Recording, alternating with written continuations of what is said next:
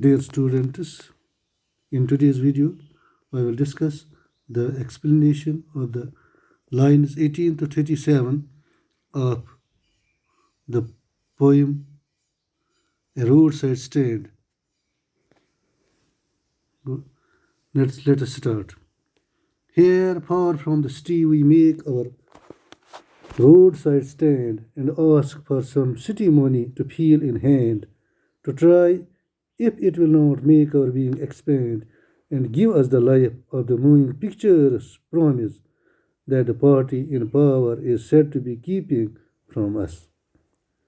Now I will give you the meaning of the difficult words in these 5 lines, lines 18 to 22.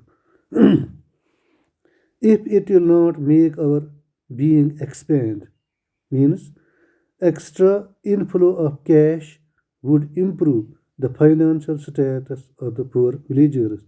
यानी अगर नकदी थोड़ा ज़्यादा आएगी इससे इन गरीब देहातियों की जो इक्तिसादी हालत है वो इम्प्रूव हो जाएगी, वो बढ़ जाएगी, उसमें सुधार आएगा. Next is life of the moving pictures means standard lifestyles as shown in movies, यानी वो मेयारी तर्ज ज़िंदगी जो फिल्मों में दिखाया जाता है, मूवीज़ में दिखाया जाता है. इसके बाद है next word party in power means ruling party, ruling political party, यानी वो सियासी जमात जो हुकूमत करती है, यानी जीतने वाली या हुकूमत चलाने वाली सियासी जमात. That's party in power.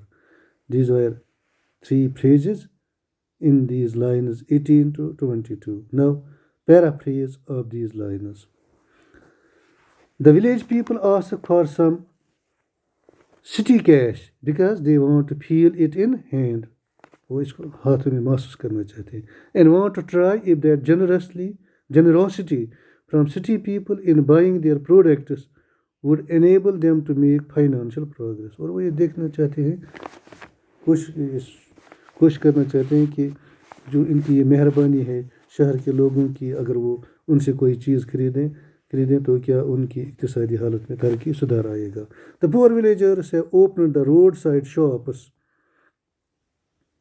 With expectations, इस उम्मीद के साथ उन्होंने इन सड़कों पर ये दुकान खोली हैं, that their products would bring them some cash, ताकि वो कुछ नकदी हासिल कर सकें, bring about some improvement in their lifestyles as are shown on some movies.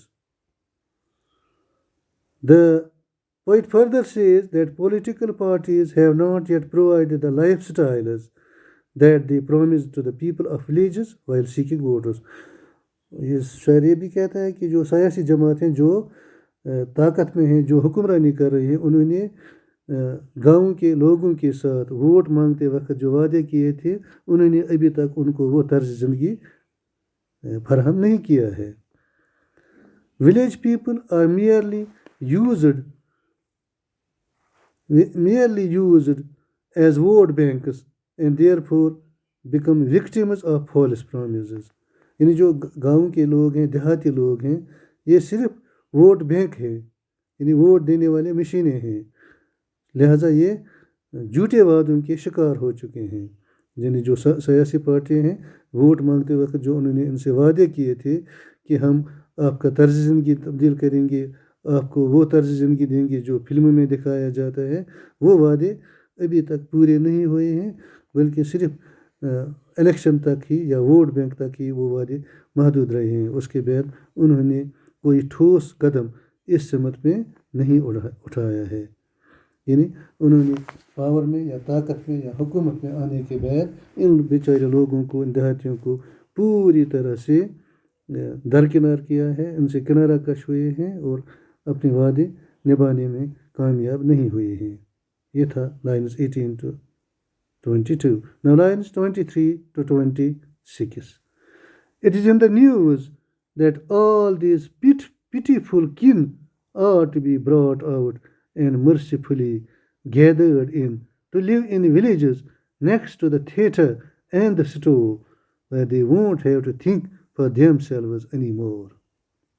ये 4 लाइन हैं, 23, 24, 25 एंड 26। तो इसमें कुछ मुश्किल अल्फाज हैं। पहला है पिटीफुल किन here the village people.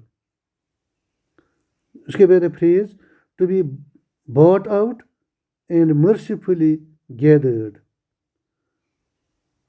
Poor people were given assurance to live in village next to theatre and multiplexes etc. यानी उनसे ये वादा किया गया था कि आपको वहाँ पर हम बसाएंगे। गरीब लोगों से ये वादा, उनको यकीन दहानी की गई थी, जहाँ थिएटर्स होंगे और मल्टीपल शॉपिंग मॉल्स होंगे ताकि आपकी आमदनी बढ़ सके। Now explanation of these lines. The poet highlights the news that all these pitiful farmers or villagers are to be bought out and gathered in to live in villages where theatres, stores, malls, multiplexes shall come up. In that case, they will not have worries of life. यानी फिर उनको ज़िंदगी की मुश्किलात का सामना नहीं करना पड़ेगा अगर उनके मकानों के साथ, उनकी बस्तियों के साथ ये मॉल्स, स्टोर्स, थिएटर्स और जो मल्टीप्लेक्सेस तामीर किए जाएंगे जो उनसे वादा किया गया था। The so-called civic authorities assured the village folk that their economic status would improve once they live near the theatres, multiplexes, etc. यानी जो ये अथॉरिटीज़ है, हुक्मरान हैं, जिनको उन्होंने चुन कर भेजा था, उन्होंने उनको यकीन दिया था, गांव वालों को, गांव के लोगों के, कि उनकी इक्तिसादी हालत एकदम तब्दील हो जाएगी जब वो थिएटरों और मल्टीप्लेक्स या शॉपिंग मॉलों के साथ नज़दीक रहेंगे, तो उनको फिर किसी इकोनॉमिक प्रॉब्लम का सामना नहीं करना पड़ेगा। These fake promises are just an illusion for the poor rural people. और जो ये झूठे वादे इन सियासतदानों ने, हुक्मरानों ने उनके साथ किए हैं, ये एक शराब है, एक गलत वादा है जो इन लोगों ने इन गरीब देहात में, गाँवों में रहने वाले लोगों के साथ किया है। These were the explanation of the lines 23 to 26. Now proceeding further from lines 27 to 31. While greedy good doers, beneficent beasts of prey, swarm over their lives, enforcing benefits that are calculated to soothe them out of their wits, and by teaching them how to sleep, they sleep all day, destroy their sleeping at night the ancient way.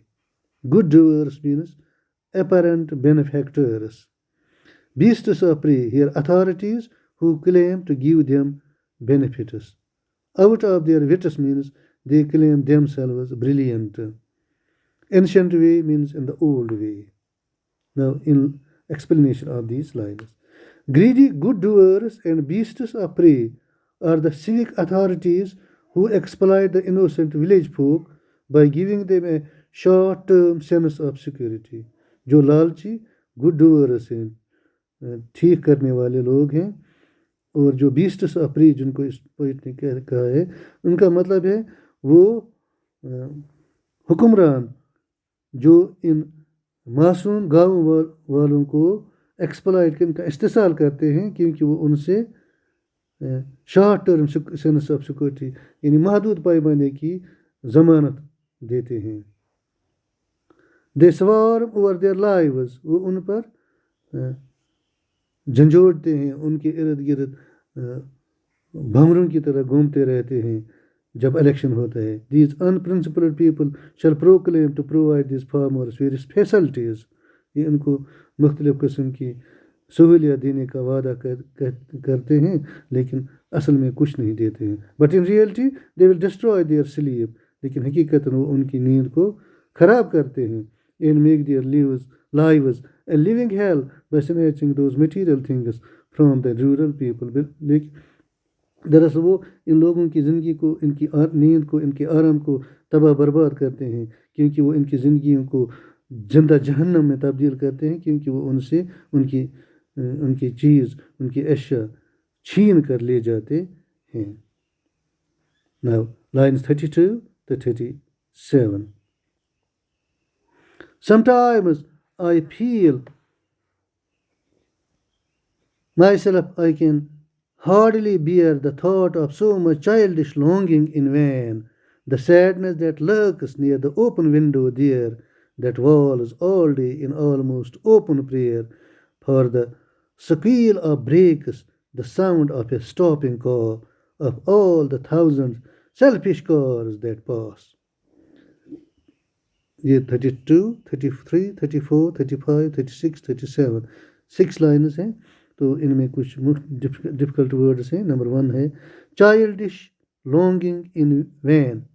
Village peoples futile expectation, फजूल उम्मीदें, for city money, कि वो शहरियों से पैसा हासिल करेंगे. Sadness that lurks, suffering that lies in waiting for a customer to appear, यानी वो तकलीफ जो इन लोगों को, इन रोड साइड स्टॉल वालों को होती है जब वो इंतज़ार करते हैं एक कस्टमर का कि वो अभी ना अभी आएगा. Selfish cars, because city गोवर्स don't stop two by products of road side shops, क्योंकि शहर जाने वाले लोग इन रोड साइड शॉप्स पर चीज़ें या अशिया खरीदने के लिए रुकती नहीं हैं. Now explanation of these lines.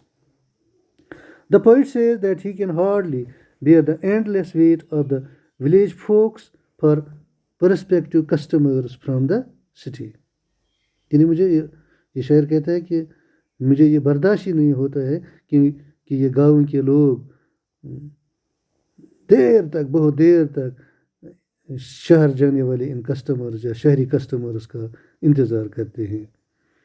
The poor people's futile expectation for the city money has been compared to children's longing for things beyond their reach.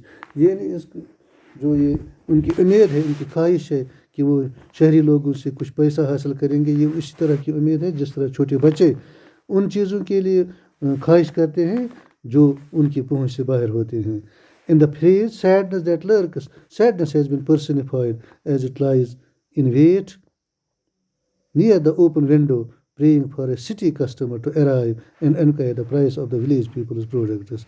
Sadness that lurks में सैडनेस को पर्सोनिफाई किया गया है क्योंकि ये लोग इंतज़ार करते हैं अपनी खिड़की के नज़दीक ये रोड साइड स्टॉल वाले, और दुआ करते हैं कोई सिटी से कोई कस्टमर आए और इनसे किसी चीज़ का कीमत पूछे. Dear students, this was the explanation of the lines 18 to 37 of the poem A Roadside Stand by Robert Frost. I hope you have understood it. Have a nice day. Thank you. Bye.